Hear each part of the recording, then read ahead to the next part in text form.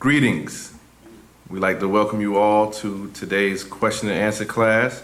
My name is Sir Mitutsi Tepkhaut, and I am a student teacher of our master teacher, Hanabab Yanun, master of the heavens and the earth. He's known also by the name of Dr. Malachi Z. York, or Dr. Malachi Z. K. York for Kobina York. We as Wu-nuwaupians here are continuing the tradition that our master teacher has started since officially the year of 1970, where we are prepared to answer questions, the questions that are the unanswered questions to the world. So at this point in time, we'd like to thank you all for coming, and at any point you can come to the mic and ask your question.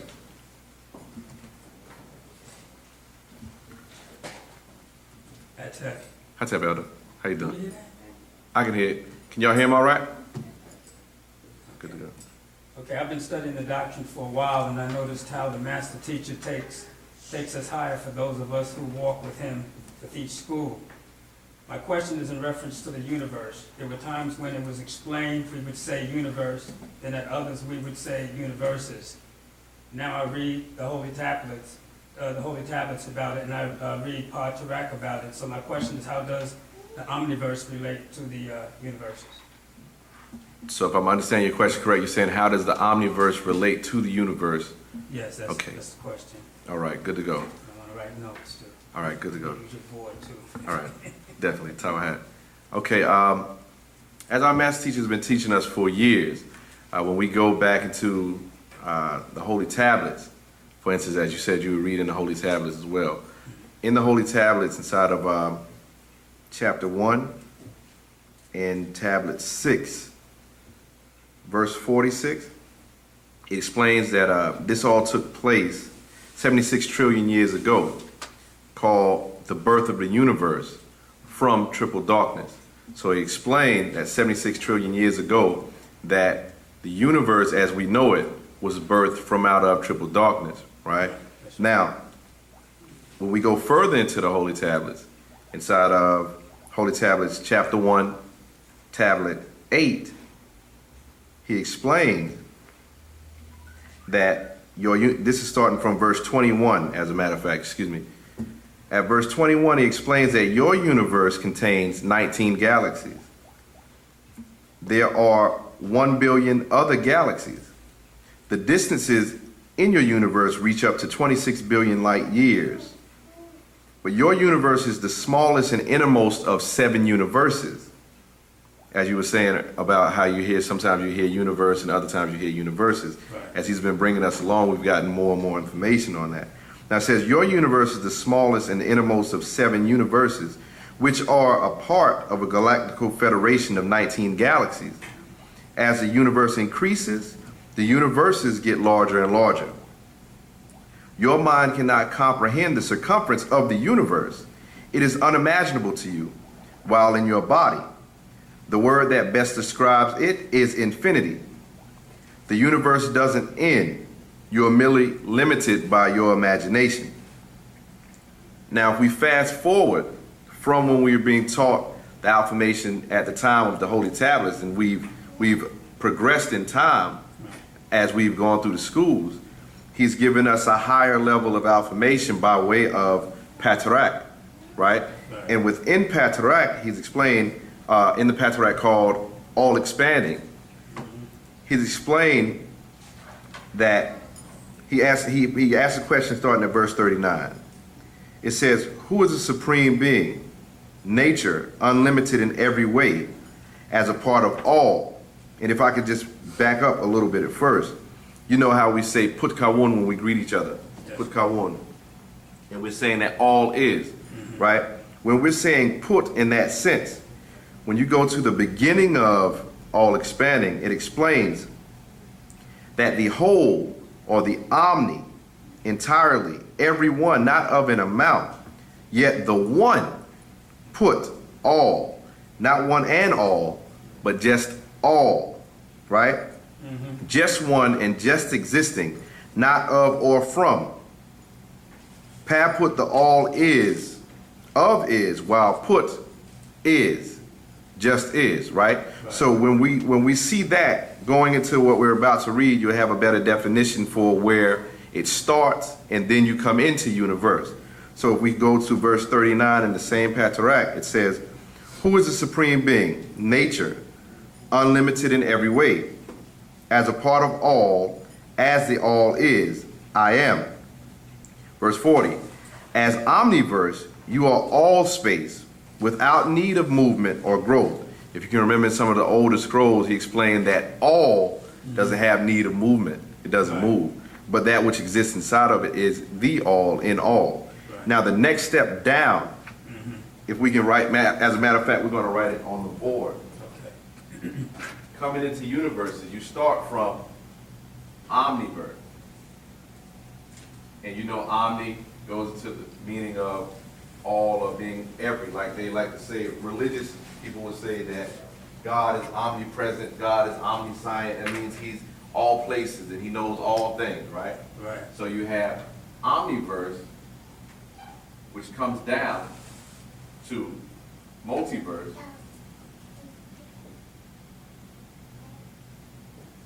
which breaks down into triverse,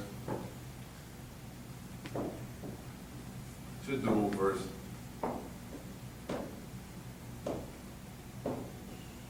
then to universe.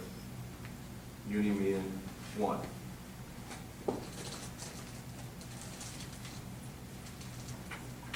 Going back to verse 40, it says, as omniverse, you are all space without need of movement or growth. Right? As multiverses, you are all things with movement and growth. Okay. As triverses, you are reaction with each other and become places. As dual verses, you are separated into opposites and become opposing places. As universes, you are a point in space, time, and material, and as such are in fact all time during your existence of countless supreme beings of nature, once in tune with your tone. Now, there's an extremely interesting aspect that comes for us to be able to understand that if we can recall when we were going through the old schools of Islam, for instance, when they talk about the oneness of Allah, right? Right. Right? When they say the oneness of Allah, as our master teacher has explained further, going through that, he explained that when you're talking about all being put, when you're talking about it just being what it is, you can say that as being one, right? But when you see that as one, but it being one as in 100%, Okay, gotcha. right? Right. Because what we don't look at so many times is that when we see the number one, there are percentages of that fall behind that decimal point, right? Gotcha. So when we're talking about that all being one, in actual fact, it is still one, right? But that doesn't mean that it's not made up of smaller parts of itself, Okay, right? right. So it says inside of our actual fact is Egyptian ontology or mythology. It says in verse 98, it says, now think, Nuwaupians, when you say the number one, you understand it to be percentages. 1% of one, 2% of one, 3% of one, and so on. One thing being whole. And then as you have a circle that has a slice down the middle, that becomes halves of a whole. So in fact, each thing is made up of smaller parts of itself, or what is called percentages, or proportion of rate per each 100. Now, per is each, cent is 100th or part of, and age is length. In verse 99, it says, now to get the complete number one, which should be one letter, not three letters, as O-N-E, yet it is one sound, one. Right. Sound as in English, one, W-O-N, as in they win, written O-N-E. But not to go too far to the left on that, that's how you end up having the birth of a universe. A universe is birthed out of multiverses. Well, a universe is birthed out of dual verse, which is birthed out of triverse, birthed out of multiverse, but it's all birthed out of omniverse. So that's why inside of many of the different readings, you'll see him mention universe as one point, and then you'll see him mention universes at other points. But as he explained with the reading we just read coming from the Holy Tablets, chapter 1, tablet 8, verses 21 through 23, at this point, while in this body, we can't even comprehend the circumference of our one universe. Right. That's true. So then when we look at that, that becomes extreme. So does that help to answer your question? Yes, it helps. Right. That's Good to go. Appreciate that. All right, good to go. You have any more questions?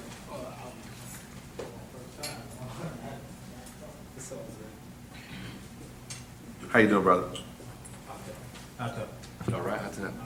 Is Mike now? Can we get mic 2 up a little bit? Yeah, I need. Go ahead, test it out for me. Hello? All right. Yeah, how you doing? What's going on? All right. Yeah, I would like to know about the tunes. Like, Okay. how do you get your tune?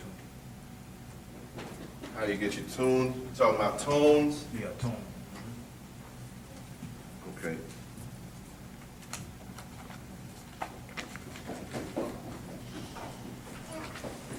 You can give me 1 second, let me. Everybody got all of this? All right.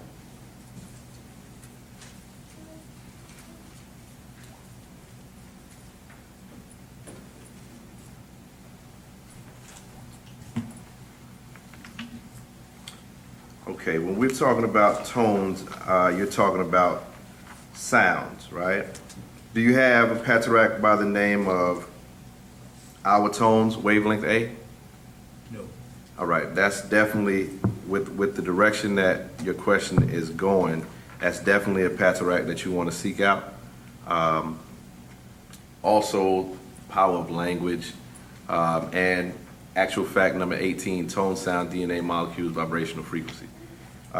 Each one of these really goes into much detail to help us to understand exactly what tones are. Okay, if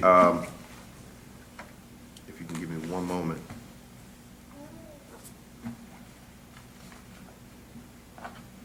When we go to actual fact number 18, the tone, sound, DNA, molecules, vibrational frequency first, we see that it explains in verse 1, it says, sound relates to you and what you receive from space and beyond.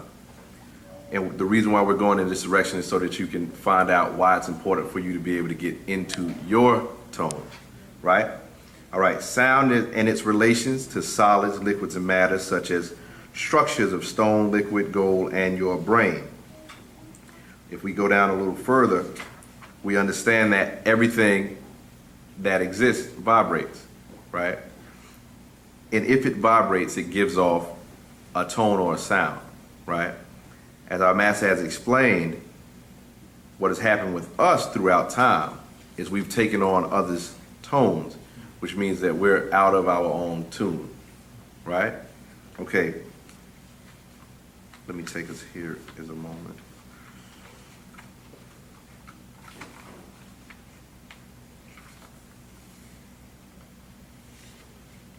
Okay, going to pateract, the hour tones wavelength A. It explains, words are a voice, and voices are sounds, and sounds are tones, and tones are frequencies. In masak, or music, that are notes, pitch and key. So anything that has to do with words is sound. When you start talking about our tones as Nagaru beings, the tones that we actually resonate on are the tones of F, A, and C. In music, when you put these 3 together, as 1, 3, 5, F, A, C, the F being the root note, or what we call a tonic. It's being known as a subdominant.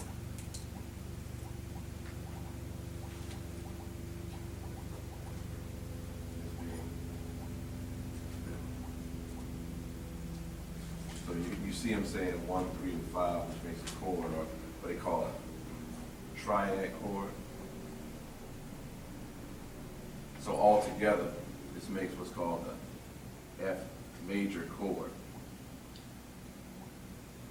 Where you write it in capital F, M-A-J, F major chord. Right? Now, it says that when we're talking about the notes, F is the tone of the planet Earth. That's the we're dealing with natural nature, correct? Uh-huh.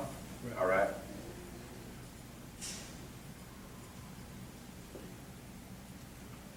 F is the tone of the planet Earth.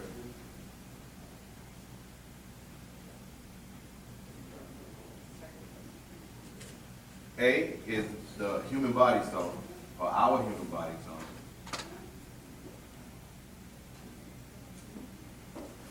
And then C is natural nature,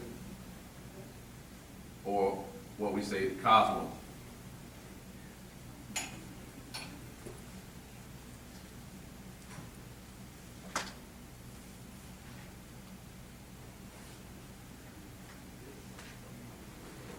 When you're dealing, being that you are a male, if we were to be chanting, if you heard that note just now, coming off my phone, that was actually an A for the human body, because when we chant our tones, or we chant our chants as Wu-nuwaupians, we chant in the tone of A that's going along with our human body. What that's doing is that's helping to align all the cells in our body, because here we are utilizing the correct frequency, which is going to be, if you would use an 88 key keyboard, you would be going to the left of middle C, which is that fourth octave, right? And in the bass clef, you would be utilizing the A as a male. That's where your chant would be. On the right of that middle C for females would be where their A would be, right? Their F, A, and C would be on the right inside of what's called the treble clef.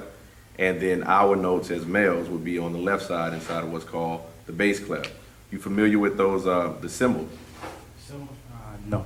Let me draw I have them to out get a book real on quick. that. I'm not an artist now. Not the rock. Don't get me wrong, I'm not an artist, okay? But when you're dealing with the bass clef looks like this. It's got a serpentine look and two dots. And with those two dots, the line that ends up coming through here, because you got 5 lines, right? The line that ends up coming between it is the F line, right? So I'll write it without the line itself. And that makes up your bass clef, where the male notes would be. And then when you're going into the female tones, you have what's known as the treble clef. It is also known as a G clef, because it's kind of a calligraphy type of a G as well. And this is where your female tones are at in the treble. Also known as being constructive and destructive tones, just for where that is. On page 3 of this particular Patarak, you'll see a diagram as well for you to be able to see. So when we're chanting in harmony, we're chanting the F, A, and C together, which gives us that F major chord. The males are coming from the bass clef while the females are coming from the treble clef. And then that's our tone for us to, tune ourselves all together. Now, to go into directly answering your question, when it comes to your particular tone for your specific body, we don't have the ability to do that for each particular person, because only Panababi Yanun knows how to do that by way of being able to read you. But when we're talking about these general tones, these are the general tones for us as a whole, you understand? And what we're doing with, if you can recall how we were on Tamaray, we had an Om chant that was going 24 hours a day. What our master teacher has explained is we need to have the Om going again, but the Om that was being done then was being done by Tibetan monks, and they actually did it in the note of C, right? That's not on tone with us now for where we're going. We need to get our tone in key with F. You understand? And the way that we see it is and one more interesting thing before I get ready to pass this over. If you look at the word tone, or if you look at the word tone, right? the way that you see tones manifested inside of music, right, Right. goes along with what we call an anagram, where you have the same exact letters that make up another word. How are we manifesting tones when we think in music terms, but in notes? And that's called an anagram. What you're doing, you see the same letters that make up the same word, and that's an interesting thing to be able to see that that's how we measure tones by way of notes. That's interesting. You follow? So that's all we have at this moment for that question. Does that suffice to answer the question for you? Two. All right, good to go. All right, and with that, I'm going to pass the class over to my good brother, Huni Sanan, and my Tum Reye.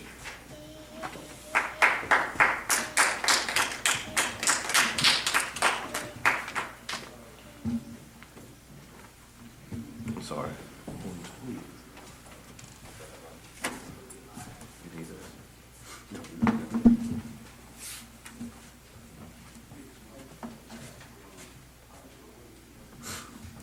Hatep.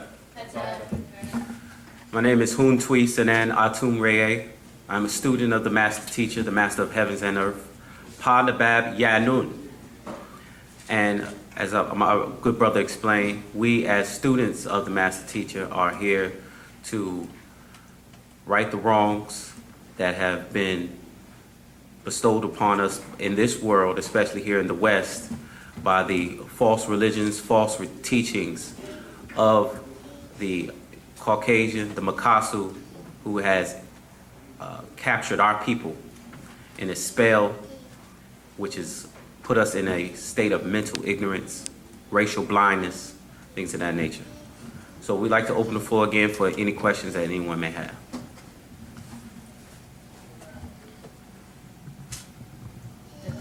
Hatep. My question is, what's the purpose of the golden children in the fire? Okay. But the Master Teacher explained it's actually a patrak called Golden Children, right? And what he explained is that even before in the older doctrine, he explained that the children born after 1970 were new souls. What he further explained is that those children born after 1973 were those, what he called the golden children, right? And he said he gave certain characteristics of how would you recognize them. And he explained that these children were actually beings who were supposed to be taught and utilized in certain rituals that we have, especially in opening the what they call the gates, right? If you look on the Didora, you had different beings around the Dindora symbol, right? The Didora is what they utilized or what they grafted into what they call the zodiac. And in the Didora, you had what is called gatekeepers around it. And he said, explain in the center of that would be your golden child. And that was used and utilized in order to opening up the gates or pathways for us to actually make the transition out of here. You follow? So those gatekeepers were actually, or here, hermaphrodites that were beings who, not how they describe it in modern day terms, but beings who resonated on a double resonant frequency, meaning you had people who were born male, but the inside or the spirit that they housed was female. Follow, and vice versa. They had that double resonant frequency. Okay, and these beings were used in the ancient rituals, and this is one of the reasons why the priests in ancient Tamaray during the time of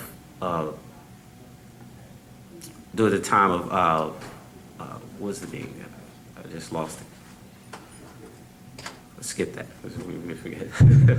We'll go over that. But these are the gatekeepers were used to open up those gates for those pathways. Now you had what we have is in you have natural openings of the gate. You have your planet, our planet has what is called biorhythms, right? It has definitely rhythms just like our body does. And at certain times on the planet, you have gateways that open, right? And those gateways actually were in tune with the times that we chant at 9, 3, and 9, and it's 3 a.m. And during those times, especially at 3 a.m., that was a time for beings who had departed during that day to actually exit, for their spirit to actually exit. You follow?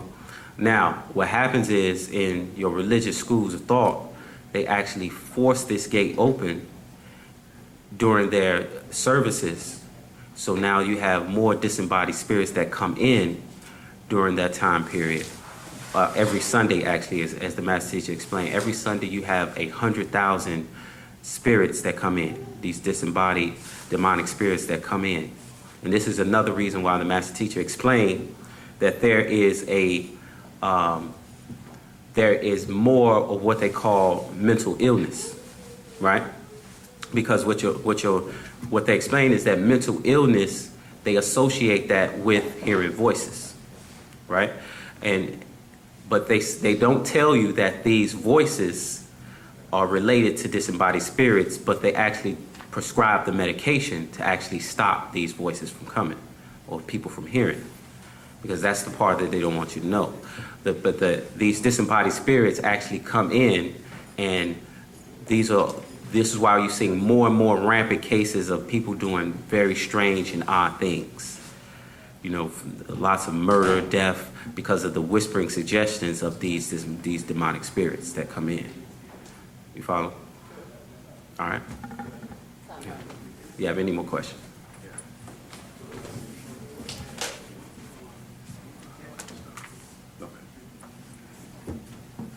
This also relates to your question. This is from the Patarak, the Golden Children. It says, the Golden Children incarnate to guide the steps of others into higher consciousness, both spiritually and physically, so as to be able to live in and exist in other Tapalat worlds. Much is being lost by the Fire Children's offer of this Tapal world and its offerings, right? So you have the Golden Children who are the guide for those into other worlds, and you have the Fire Children who actually lead others astray. You follow? All right. Any other questions?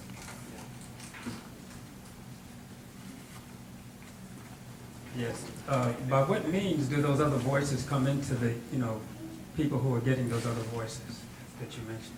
It's just the whispering suggestions. What the Master Teacher explained is that you have what we call 30 spirits that existed within inside of you. In your ancestry actually goes back 4 generations, right? And that's your mother and father, their mother and father, so on to the 4th generation. So these different spirits or different personalities exist within you that's locked in your genetic code. Now, when you mix in, this is the whole genetic kiss, when you mix in with other beings, you also take on their spirit forces. Right? So not only that, if you do things like drugs, alcohol, excessive emotions, that opens you up for these disembodied spirits that exist all around us to actually come in and do what they call possession.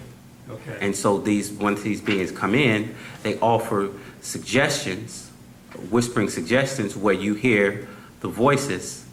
And because we are so out of tune with our real true voice, that we listen to these things. Like the example the Master Teacher used in Genetic Kiss, he said that if, for instance, you may have been a vegetarian for years, but all of a sudden the thought comes in, let me get a hamburger. Yeah, I remember that. Right. Yeah. And he explained that once you listen to that voice, now that voice becomes more prominent in your life, and it starts moving closer to the front or the control of your being. Right. So what he explained, to remedy that, what you must do is literally read Patarak. Okay. And what Patarak does, it actually silences those other voices and gets you back to your true voice. Okay. You follow? Also, you have to remember as well that it's very important for us to speak our language, because that will actually help block those voices as well. Right. Because we as a people, we are African people thinking in English, Right. which is a tone that doesn't relate to us. Right. So we listen to those tones in English, the suggestions, the things of that nature, and it's more detrimental because we're not in our proper tone. Right. You follow? Gotcha. Appreciate that. Any other questions? I have a question, but it's like way out there. So, Okay, go ahead. I'll do my best. okay, I was reading the speaking of the tongues, about the Okay. and then it goes into the different forms of the different dialects that was created Right. from the ancient language called Nepatan. That I said Right. right? And I was wondering, since Kushan Nimrod created those languages, created the first language, which was Nepatan, and that's the language everybody originally spoke. And we was the only beings on planet Earth at that time. Who originated all the rest of the language? It's automatic. See, you have what is called dialects, right? And it happens even with English. You go to the West Coast, they speak a different dialect of English than we do here in the South. You go to New York, they speak a different dialect of English than they do in Georgia. You go to Chicago, you go to Florida, you go to Boston. They all have, see, the tongues, they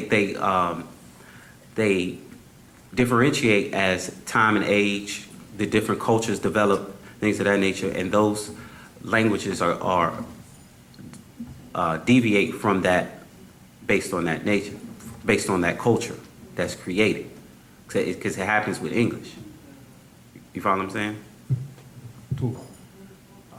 Another thing, so basically saying we all spoke one language, but we had different tones. Like you said, New York, they may be a little high pitched. Chicago, they may talk a little fast. Georgia, they talk more with a bass and a slower tone. Something like that of that nature, right? Something that, as people migrate, Right. because you have to remember though that those people in that time, those weren't the only people on the planet at that time. You had different people in different regions, and they once they migrated to different places and set up cities in different places, they had developed different dialects of that different language. Okay, I understand that.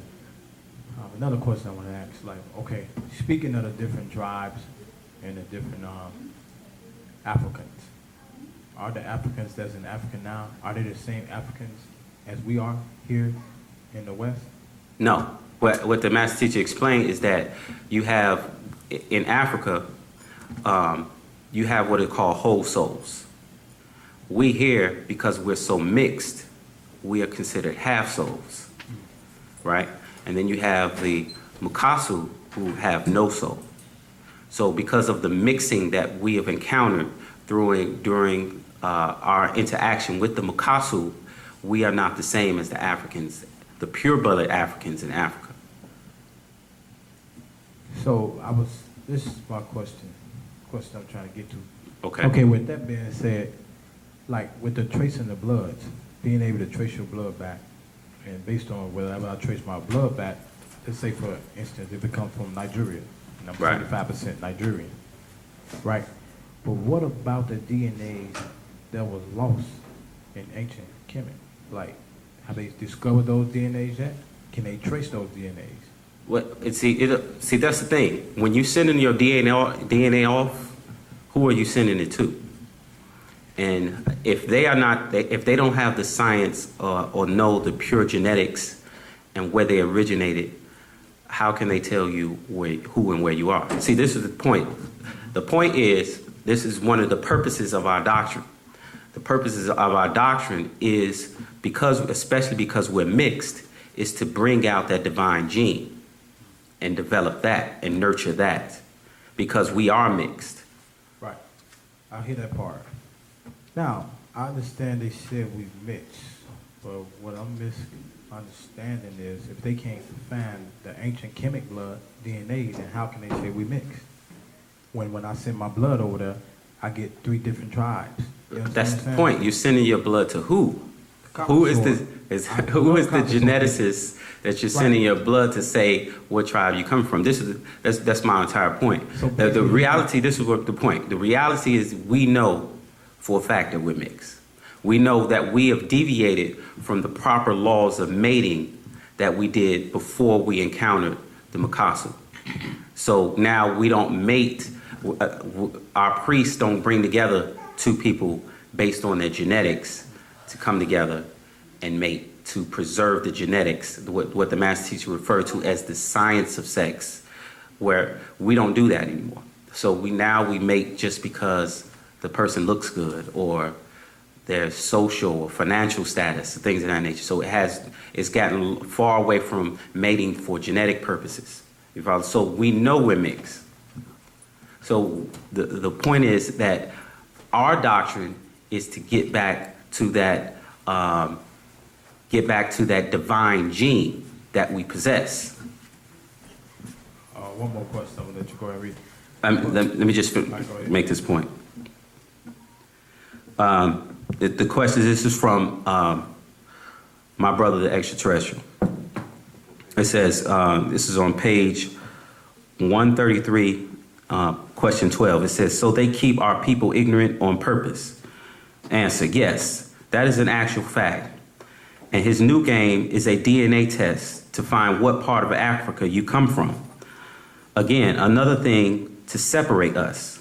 The separation of countries in Africa were created by them, not us, like Sudan, Egypt, Somalia, Djibouti, Kenya, Ethiopia, Eritrea, Madagascar, Chad, Libya, Tunisia, Algeria, Morocco, Mauritania, Mali, Niger, and Senegal.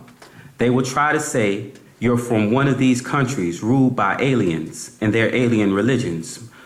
Mosesism, Jesusism, and Mohammedism, religions from outside of Africa, from Mesopotamia's Chaldee, or Abraham's religions from Sumeria's deities called Anunnaki, Anakim, to confuse you and keep our race separated.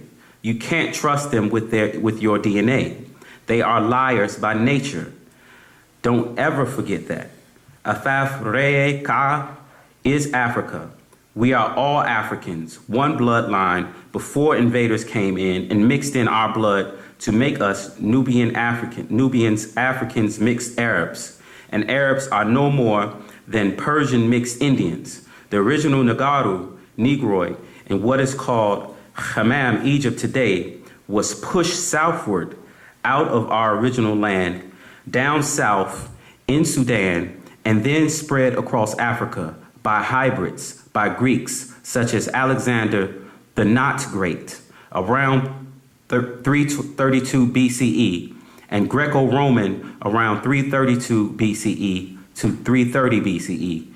Even Dravadu, East Indians, came to Hammam, Egypt, under the Greeks, and the Macedonians called Ptolemy, 305 BCE, founding of the Ptolemaic so-called dynasties, 323 to 330 BCE, adopting our customs, dress, even built Egyptian-type temples of Nataru, of Anataru, claimed to be Parareye Aha, pharaohs, aliens. The last so-called Ptolemaic ruler was not Greek or Roman, yet African Negroid, Cleopatra VII. So as the master is saying, that original Egyptian seed was pushed out of Africa into Sudan and southward. So and as he explained, you're sending your DNA to them, and again, it's just to further separate us. Yeah, I know. I'm not trying to separate.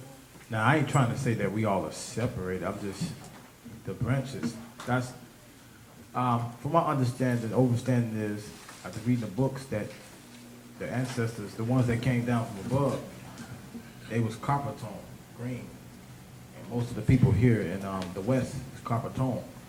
That's why I was saying, that's why I was getting confused at with the mixing, because the people that came down were copper tone. No, the original beings that came down weren't copper tone. was Copper green. is Then it turned greenish.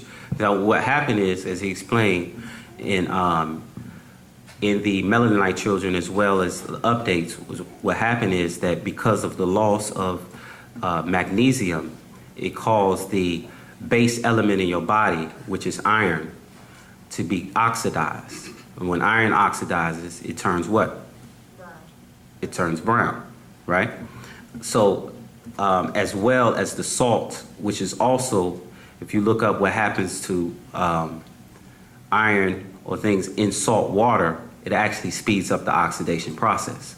Follow. So salt, as well as the loss of the magnesium, which caused us to oxidize, to change from the base element, change us from green to brown. All right, cool. You got further questions? Well, that's answer my question. I'm just have to get the what is that book called? My brother, the extraterrestrial. My Brother Express. I'm just have to get further in it. Okay. So I can connect the dots. All right. All right, I'll tell. And with that, I'd like to pass the class to my brother, Sir Mitut Sehiteb Chaut.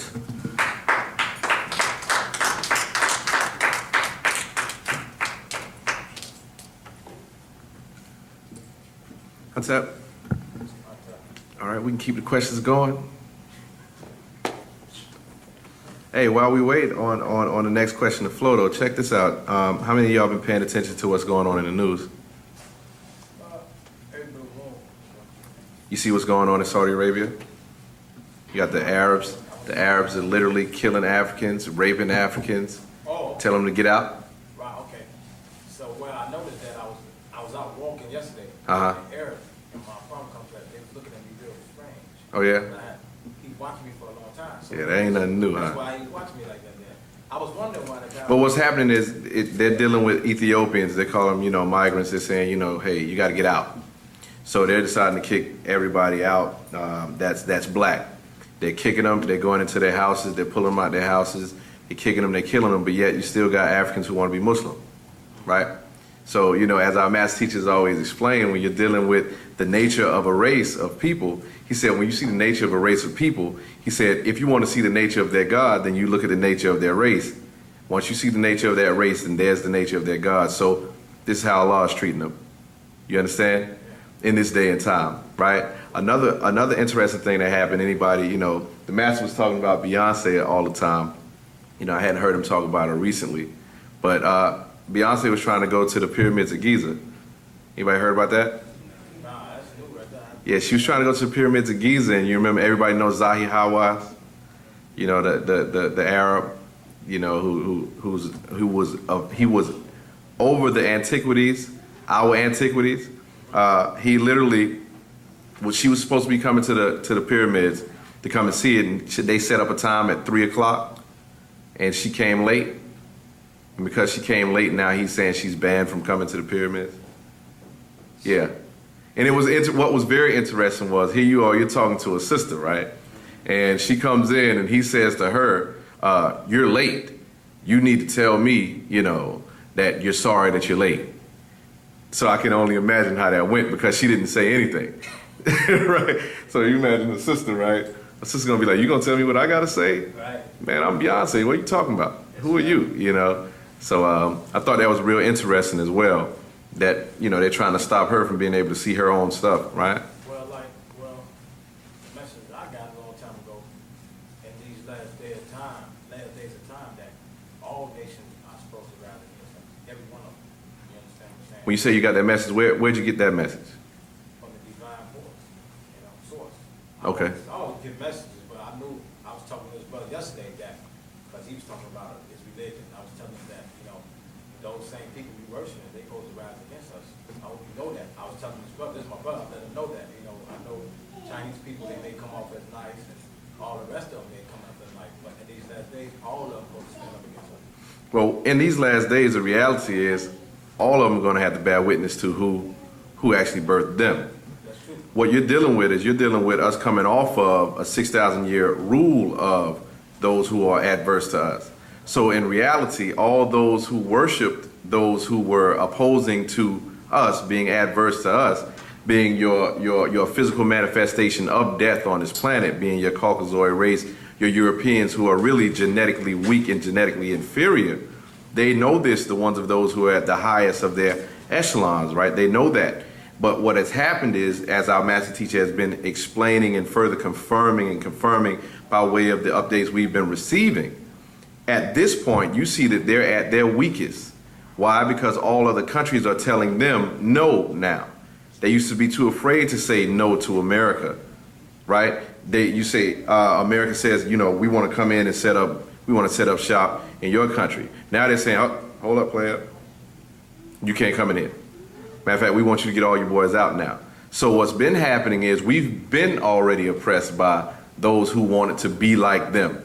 Now we're at the day and time to where that time for that oppression, both mentally and physically, is coming. It's over. And at this point, we're only dealing with the residual of what's left. You see, and by nature, as a matter of fact, let's go into it. Give me 1 second. All right. By nature, when we're dealing with ourselves being the originators, right? Being a manifestation of life. Whenever you deal with life, right, you have that opposing force which you call death, right? So we being the physical manifestation of life, you have to have that opposing force which manifests itself. Like I said, you have a physical manifestation of death, which is your Caucasoids. They've been in rule, they've been in power. But see, life gets weak through time and age. This is what our master teacher explains with us as far as cycles. And when non-ether goes through time and age, right, then it dies, its opposite comes into place. Not die, but it actually gives way to another force for time. Just like right now, we're in a time of being within a winter cycle or season, right? You don't see as much life on the trees right now. Is the life of the tree gone? No, but right now the life itself, or the essence that you would normally see in the green leaves of some of these, right? They're not as green, they're yellow, they're brown, some of them fall down, right? But the life itself is still there. The ultimate force of it itself is still there. But as we get back into the summer, like we talk about the summer of existence when you're dealing with us into our sun cycle, then our power comes back on point. We're already into our power points now. So what you're witnessing all around the world right now is us waking up. Those of us that we're waking up. So at this point, we're not necessarily worried about going further into slavery, because if you think about it, what more can be done to our people than what has already been done? You follow? But let me get into this real quick about, let's see.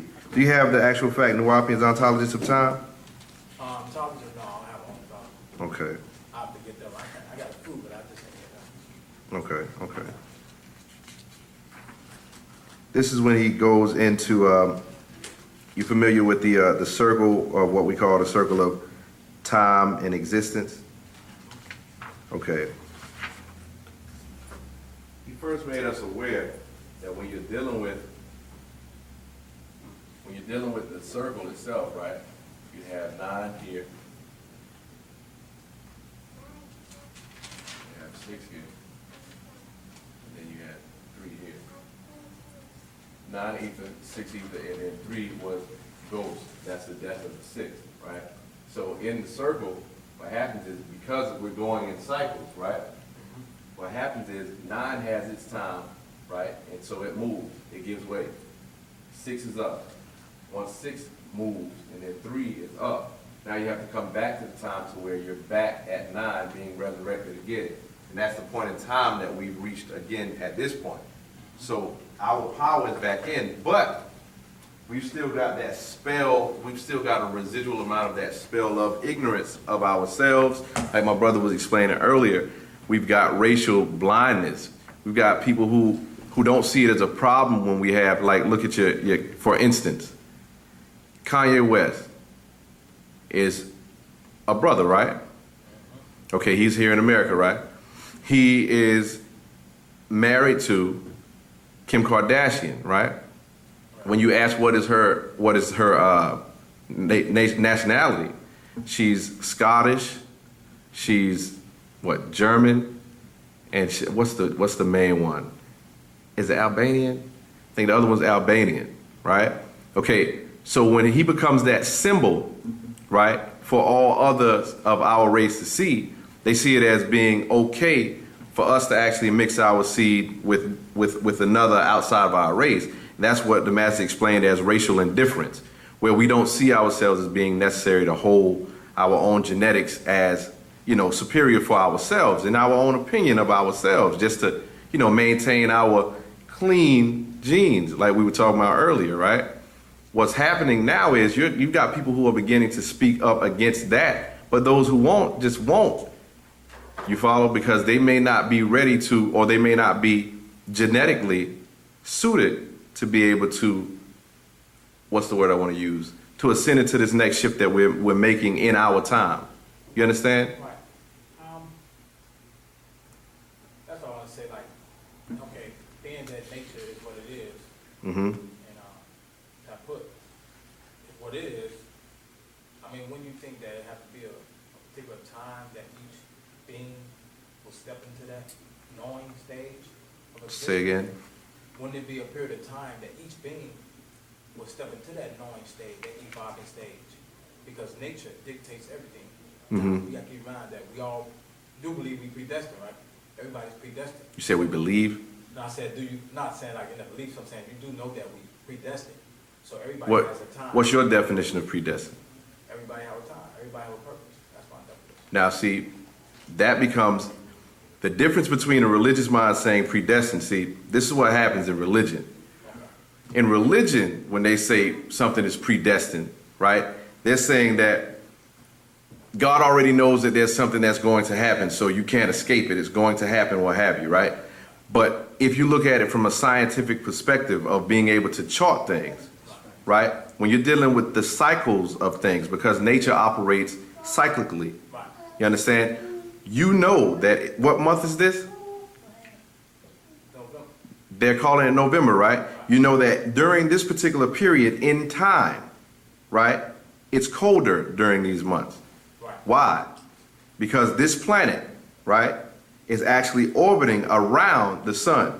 This is a point in time where it's further away from the sun, so therefore the environment that it's in, based on its placement, causes it to be colder. So if you say winter is a predestination, or it's already predestined that it's going to be cold, a scientist is going to say, or an ontologist as we are, we study the nature of nature, we study the existence, we study what being is, right? When you say, okay, I could say to you, it's going to be cold in about another 365 days. Again, mark my words, right? A scientist to people who are ignorant would be like, the people who are ignorant would say, oh, he's a prophet. That's amazing. He's a god because he knew that it was going to be cold, right? So in that sense, predestination depends on your perspective. If you're a scientist who knows how to cycle these things out, which is what our ancestors have been able to do throughout the millennia, they know how the cycles of not just within this universe, but like we were speaking earlier, within the universes, the dual verses, triverses, multiverses, on to the omniverse. So with that being the case, what happens is you're dealing with how we are genetically linked to these forces. Mind you, if you're talking about the Caucasoid race on this planet, that race in and of itself is not a original race. These beings are grafted beings, right? So that means genetically these beings are made. That's why he, as our master teacher has been explaining throughout the times, and most up to date within our updates, he's been explaining, this being is a made man. He's not even, his natural nature is actually to be unnatural. That's why everything that he does actually goes against nature. While we as a people, we've always gone along with nature. You understand? Now, with nature being the most powerful force that it is, you cannot beat nature. When nature says it's time for a thing to go, it must go. So by nature, right? When you're dealing with these particular beings, they have to go. That's not something that we're going to necessarily have to go out and